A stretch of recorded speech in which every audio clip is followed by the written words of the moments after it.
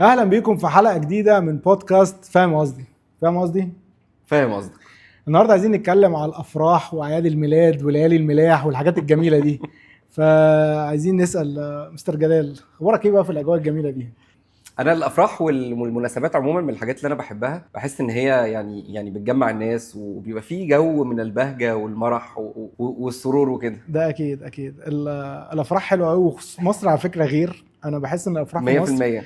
مختلفة خالص عن الافراح بره. عندي مشكلة بس وحيدة في الافراح، ومتهيألي دي ممكن تبقى مع ناس كتير، فكرة ان انت كراجل لما تبقى عارف العروسة مش عارف العريس، فانت رايح على اساس ان هو فرح واحدة معاك في الشغل ولا تعرفها مش عارف ايه، فهي حبيبتك وكل حاجة وانت رايح ومبسوط. بس بيبقى انت عشان الافراح في مصر برضو حتى على الاقل البدايه بتبقى دايما جروب بنات وجروب رجاله يعني مختلف، فانت بتضطر تقعد مع العريس واصحابه، وتشيز حاجه انت مش عارفهم خالص وما تعرفش وانت لو قعدت على الترابيزه تقول لك لا قوم وما تبقاش ممل ومش عارف ايه، فتطلع تقعد ترقص مع العريس وبتاع شويه وانت مش عارفه اصلا وهو ولا هو عارفك عارفك ولا طايقك. وطبعا انت عارف الواجب اللي هو اللي بيحصل مع اي عريس، ودي حاجه موجوده. احنا هنقول دي في الحلقه عادي. يعني احنا مش لازم يعني هو الناس فاهمه. فواجب العريس ده بقى لما انت اصلا ما تبقاش عارف العريس بتبقى حاجه غريبه جدا. هو انت حتى لو مش عارف العريس برضه لازم تعمله. ده اكتيفيتي ولازم تشترك فيه، فاهم؟ لا صاحب واجب قوي انا. فهو حتى بيبقى فيه لحظه اللي هو عمال بيهزر، ده انت مين؟ انا معاهم حضرتك يعني. انا بالنسبه لي في الافراح عندي مشكله سنه في فقره عارف انت دعاوي الفرح. البلس 1 يعني في دعاوي الفرح دي ليها كذا حاجه. يعني مثلا ايه، يقول لك في ناس هيبعت لك انفيتيشن ويقول لك المكان كذا، الساعه كذا، الاوتيل كذا، ايا كان اللبس كذا. نتمنى موضوع اللبس كذا ده قصه يا جماعه. لا، هي بدله واحده عندي وبعمل بيها كل المناسبات. لو في ايفنت مهم او فورمال في الشغل هلبسها، لو في فرح هروح بيه بما فيهم فرحي انا، هي نفس البدله. اصلا مش بنغير، هي دي. بس البنات بقى عندهم مشكله كبيره بقى في الفستان، ان الفستان ده انا لبسته في حنه سالي مش هينفع فرح امل. لا اصل محتاج شافوني بيه ومش شافوني بيه، والفستان مثلا بيبقى ب 100,000 جنيه اصلا، انت ازاي مش هتلبسيه تاني؟ لا خلاص اتحرق، ده ما ينفعش البسه تاني. طب بالنسبه للبدله بتاعتي اللي الدنيا كلها شافتني بيها في كل المناسبات عادي. هي ومثلا في الاخر يقول لك ايه، نتمنى للاطفال نوما هادئا. ايوه. طب والواد اللي مرمي في البيت ده عامل فيه ايه؟ في المطلق يمكن نتمنى لهم نوما هادئا. يا سيدي شكرا، يعني شكرا جدا، هو فعلا تعبنا شويه في النوم بس الحمد لله. فمثلا ايه، يعني انا مش هنروح بعيد. انا فرحي مثلا ماشي، فرحي كان في اوتيل، وكان يعني انت عارف برضو افراح الاوتيلات بيبقى ايه، غاليه نسبيا يعني when it comes to عدد الافراد، الاكل بتاع. فانا باذل مجهود رهيب في ان انا اعمل خطه المنتخب والتوزيع وهجيب مين وهنزل مين. عامل المدير الفني بجد عشان احاول اقلص العدد، اللي هو ايه، نزل لي عمرو زكي، طلع لي ميدو عشان الم الموضوع. يجي يوم الفرح عملت كده فعلا، وفي ناس استغنيت عنها. يجي يوم الفرح، يجي واحد صاحبي معزوم بلس 1 طبيعي، جه هو ومراته، اهلا وسهلا، نورتوا الدنيا تمام.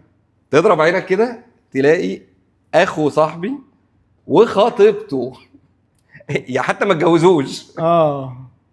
طب انت عارف انا لغيت كام حد عشان خاطر، وده في خناقات كتير قوي ان انت عزمت سين وست صاد وسبت الصاد، وخصوصا بقى مثلا لو في دايره واحده مثلا الشغل مثلا ولا حاجه، موضوع محرج جدا. عازم ده وده وده ومش عازم ده، او عازم بس في ناس بتعزم مثلا كاتب الكتاب بس او الكنيسه بس، ما يعزموش على الفندق او الخروج. كاتب الكتاب هنعزم 1000 واحد، الفرح هنعزم 200 واحد او 100. فبيبقى فيها حساب، بس هتعمل ايه؟ ما هو برضو وبتترد لك بقى مش عارف ايه، ومصيبه انا لو واحد عازمك قبل كده فانت لازم تعزمه. يعني بس يعني طبعا جوه الفرح بقى نفسه انت ما ينفعش تبقى قاعد بس اللي هو جاي تاكل وتمشي، فانت لازم يعني تحس ان في ضغط مجتمعي ان انت لازم ترقص، لازم تعمل حاجه، لازم تبان في الكاميرا على الاقل، يعني تطلع مرتين، ترقص مع العريس، ترقص مع العروسه، ترقص معهم هما الاثنين، يعني لازم في اشتراك. وفي طبعا اللي هو البنات خصوصا تحديدا عندهم اللي هي انا جاي اسقف بس وبتاع. عمرو دياب بيشتغل يا قمر، مش خلصت القصه خلاص في ثانيه. راقصه مصر الاولى. انت عارف انا كمان برضو حاجه من الحاجات اللي بتستوقفني في الافراح وبستغربها جدا. طب انت قاعد يعني ليتس ان احنا لسه واصلين ولسه على ما الدنيا تفك وكده، فقاعدين يعني راوند تيبل قاعدين، وبعدين مره واحده تلاقي المصور داخل عليك عامل كده ايوه وعمال بيزوم ان في وشك. ايوه مصيبه. بيطول جدا. انا خلصت كل الفيشل اكسبريشنز اللي ممكن اعملها. ابتسمت، ضحكت، قلت فضلت هادي، مبروك. رجعت عدلت البتاع، عملت باي باي، امشي بقى. لا وبيضرب نور في وشك اوقات، بيبقى اصلا البدله بتبقى حر جدا بالنسبه لي. انا لا بحب البدل ولا بتليق عليا وبحر جدا ولا بتدخل فيا ولا بتدخل فيا. وكل من سنه لسنه لما بيجي لي فرح بروح لنفس الترزي، معلش وسع لي سنه. انا برضو كنت متخلف لما ضيقتها اصلا في الاول، هي بس نسيبها واسعه على ده. ويخش عليك بقى بالنور حماده فلاش. هتبصص لك كده، طب المفروض اعمل لك ايه يعني؟ وبعدين بيعمل الفقره دي برضو احيانا في وقت الاكل. طب يعني انا هاكل ولا انا بتصور وفي يعني دمعه بقى نازله على بقك اكل على طبيعتي، يعني اكل بايدي ولا اضطر استخدم الشوكه والسكينه يعني. انا اللي بيعصبني كمان بقى لما خلاص انت قررت تقوم وترقص وتعمل الواجب، حتى لو انت مش اجتماعي قوي بس قلت يعني لازم تبان مع اصحابك وبتاع.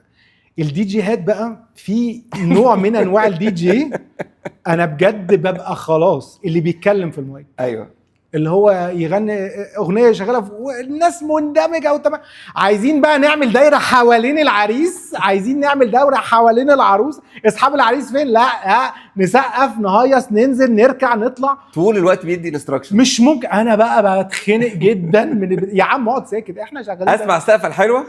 طب اسمع السقفه الوحشه. لا نقف. طب نعمل دايره حوالين الديك الرومي. ما خلاص بقى يعني ما تقرفناش بقى، ما تسيبنا نتنيل نعمل اللي احنا هنعمله يعني. يا ريت اي دي جي ما يتكلمش في المايك. ماشي. طب دلوقتي بالنسبه للفرح وكده هيجي فقره الكل بيستناها، هي فقره البوفيه. احلى حاجه بالظبط. عارف الاكل. استنى شويه. في ناس انا بحس ان هي جايه، هي عندها تارجت، انا جاي وبيحاول يظبط مواعيده. هو هيجي على قرب ميعاد البوفيه هياكل ويتكل على الله ويبقى اول واحد في الطابور.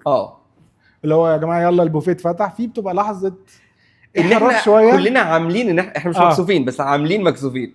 بينما في 3 اوريدي خلاص خلصوا يعني وراجعين بطباق يعني. ده امتى حصل؟ ده واقف بره مستني صفاره الحكم، عارف ايوه. وبعدين في انواع مختلفه من الاطباق. في الطبق الهرمي وده ده المنتشر الاشهر على الاطلاق. تلاقي الطبق واخد شكل هرم ومفيش مكان.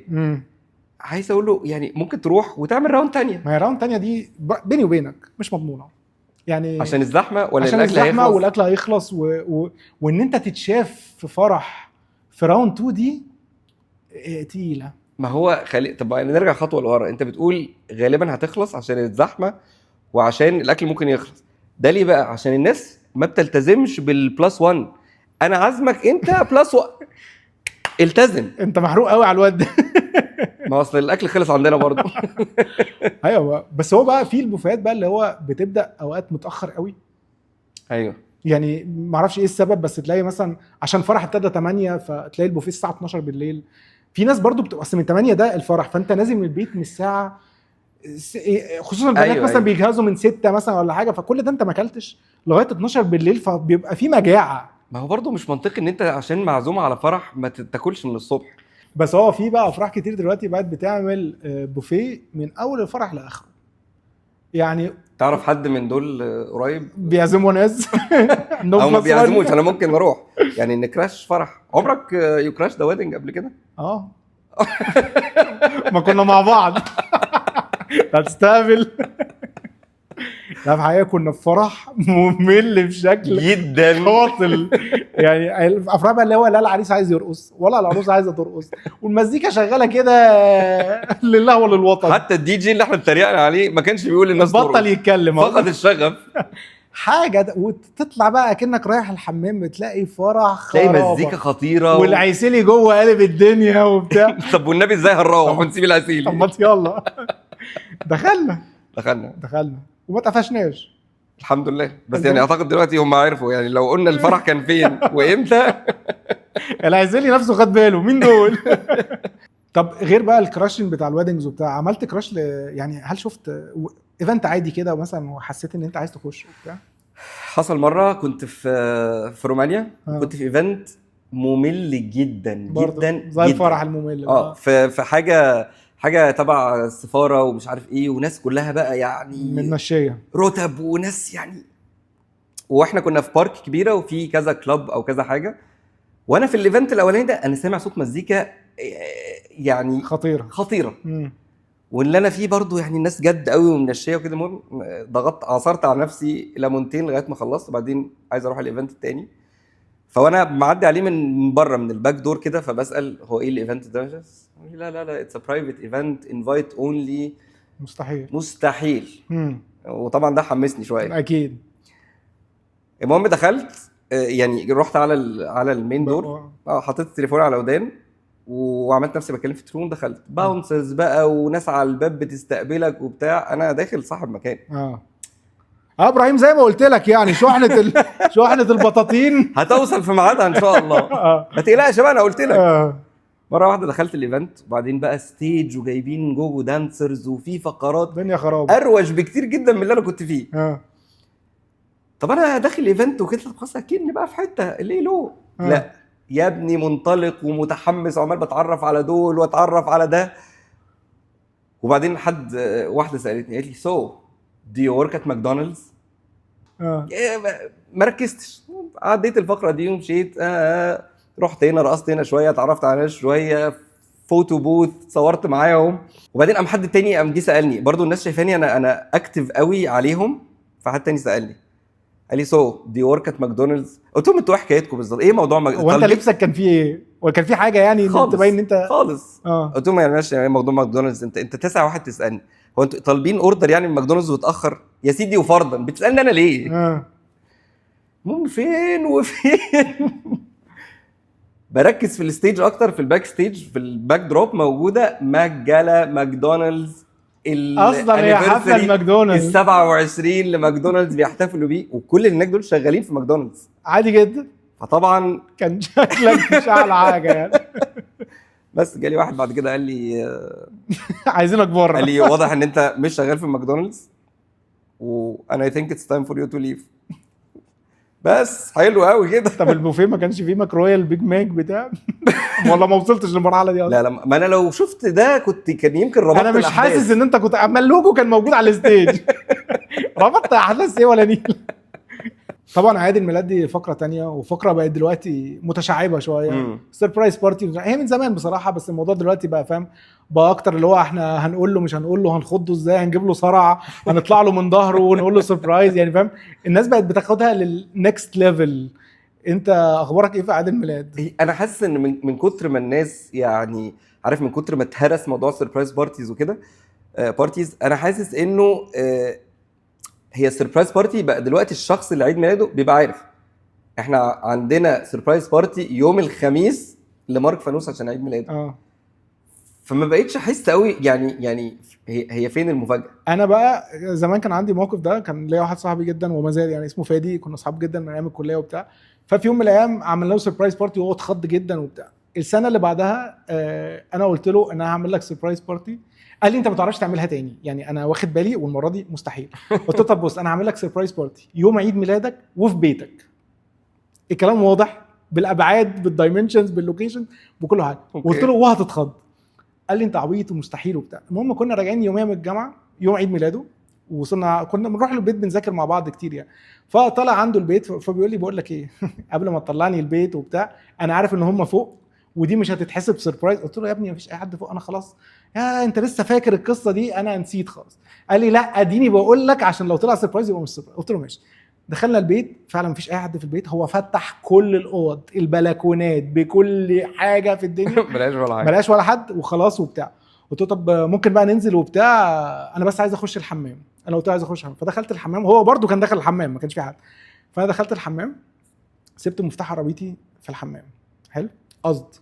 المهم نزلنا وصلنا لغايه باب العماره بالظبط، ما كناش وصلنا. قلت له يا انا نسيت مفتاح العربيه، تعالى بس نطلع ناخده. قال لي ماشي. طلعنا خدناه، فتح الباب من هنا سربرايز 90 واحد موجود. اتسرع. الخطه كانت ان انا مخبيهم الناس دي كلها في الدور اللي فوق في العماره. هو اول لما سمعونا قفلنا باب الشقه ونزلنا نزلوا على طول دخلوا بتاع. هو كان لسه سايب الشقه، مستحيل الناس دي تخش، وفتح كل البيبان وعمل كل حاجه. فانا وانا فعلا سبت مفتاح العربيه عشان هو لو حتى شك فيا وبتاع، معيش مفتاح العربيه. فطلعنا تاني فقلت له طب شوف كده يمكن المفتاح في الاوضه عندك. فتح الباب يا ابني بشر، قعد يدبدب في الارض لغايه دلوقتي بيقول لي لا وقد كان. فدي لا بس عاش الصراحه، دي كانت من الاتشيفمنتس اللي عملتها جهنميه. ايوه انت جايز لسه ما وصلتش للحته دي، بس في دلوقتي اعياد ميلاد بتاعه الاطفال، عيالي مثلا وبتاع. دي فقره ان شاء الله يعني لما ابنك يكبر شويه هتحس بيها قد ايه جميله. ليه بقى؟ عشان اعياد الميلاد دلوقتي بتاعه الاطفال انت دروب يور كيد اند ليف. بجد توصله حسب سنه، يعني لو صغير قوي لا لازم تقعد معاه، بس لو كبر شويه يعني من اول 7-8 سنين تمام، الاهالي هناك هم ياخدوا بالهم منه. فانت تروح توديه وتقول له باي باي وترجع له بعد 3-4 ساعات. بجد حاجه هايله ان انت بتبقى محتاج البريك ده اوقات. يعني الاطفال جمال وكل حاجه، بس هياخدوا بالهم من كل العيال اللي جايه دي، كل العيال وانت بتردها. ما انت في عيد ميلاد ابنك هو كله هتاخد في وشك، كله بيرمي العيال ويمشي. فانت بتحاول ايه، بس هم العيال مع بعض اسهل بكتير من طفل لوحده. هم بيندمجوا مع بعض بيلعبوا طالما عملت لهم يعني مكان امن للعبوا وبتاع فقشطه. الفكره ودي بتبقى حلوه ليه بقى، ان انت لو مضطر تقعد معاه او لازم تقعد معاه، فانت لازم تتكلم مع الاهالي. والاهالي دول انت عاده مش هتكون شفتهم قبل كده، خصوصا لو بتوع المدرسه. يعني هو انت على واتساب جروب مثلا ولا حاجه بتاع، ففي ناس يعني فعلا يعني مش يعني انتوا مش ما فيش اي حاجه بينكم ان انتوا تتكلموا فيها اصلا، فاهم؟ فاللي هو يا عم احنا تمام. وما ينفعش بقى تجبر ابنك ان هو يصاحب عيل معين علشان ابوه ولا مامته يعني انتوا صحاب معاهم. علشان هو الواد هيتخنق او يفضل قاعد على حجرك طول الوقت ومش عايز يلعب معاه وبتاع. فالاحسن ان هم يبقوا مع بعض وانت قاعد بقى اتعامل وخلاص، ما ملاش حل. عدي الساعتين دول باي شكل من الاشكال، عدي يومك. لما تروح بقى اعياد ميلاد اللي هي الناس الكبيره وبيبقى في احتفال خاص بيهم ومش عارف ايه بتاع. فاحنا عندنا قريبتنا واحده ست كبيره كده هي وجوزها وبتاع، هي عامله عيد ميلادها مش هي طبعا، هم عاملين لها يعني 70-80 حاجه كده يعني. فبتبقى لقطه جميله، انت بتجيب لها تورته وهي بتفرح قوي ومش عارف ايه بتاع. بس في نفس الوقت انت بقى تابع جوزها اللي هو شاف عيد الميلاد ده على الاقل 60 مره. انا مش بهزر ومش ببالغ. انا مره كنت في عيد ميلاد واحده قريبتنا وجوزها، واحنا بقى لحظه اللي هو هابي بيرثداي، وانت عارف المصريين بنغني 3 اغاني ورا بعض الحام في بعض. هو قاعد بياكل ومش متداري، هو قاعد جنبها بياكل. يعني هي ست واقفه واحنا كلنا واقفين عشان التورته، هو قاعد جنب التورته وبياكل اكل عادي يعني، وبياكل من التورته. وهو كان ناقص ان هو يحلي يغمس فقد الشغف. هو غناها 60-70 مره خلاص مش هيقولها تاني، خلاص بقى يا عم بقى. فدي كانت لقطه غريبه جدا. انا صورته هو ما صورتهاش هي يعني، بس كانت في الجون. طيب بالنسبه لرمضان، يعني شهر الصيام والتجمعات والحركات وكده، يعني انا بحس انه في رمضان مثلا في حاجه كل الناس بتعملها، انه احنا لازم نفطر يوم مع بعض. لازم اجباري، مش مهم امتى اليوم ده، بس خليه في بالك. مش مهم هيحصل اصلا ومش بيحصل، بس المهم ان هو موجود. وفي نفس الوقت بيبقى في فقرات كده انا شويه بستغربها، انه في خيم رمضان، خيمه رمضانيه، فطار رمضان، سحور رمضان، وده الاخطر طبعا. انه مثلا احنا يقول لك سحور رمضان مستنيينكم في خيمه علي بابا ايا كان بصحبه الراقصه الشهيره سونيا. دي يا جماعه نفهم. سونيا ايه اللي جايه في السحور؟ هو السحور احنا فطرنا بس يعني هو للاسف فعلا يعني في ناس بتزودها جدا في رمضان. هو اي نعم التجمعات بتبقى لذيذه، بس ممكن التجمعات لذيذه جدا، بس مش لازم الدنيا يعني نوصل لغايه رقاصه ونوصل لغايه يعني كل يعني نهدي الدنيا شويه، نهدي اللعب. هو اصلا مش محتاجه يعني. انت هي الاجواء بتبقى اصلا مبهجه يعني بالظبط. الشهر كله بصراحه بيبقى جميل يعني، وخصوصا الواحد مسيحي لو مش بيصوم كمان بتبقى هايله يعني. الشوارع فاضيه، الشوارع فاضيه حلوه يعني. لا بصوم وبتسحر بس عارف.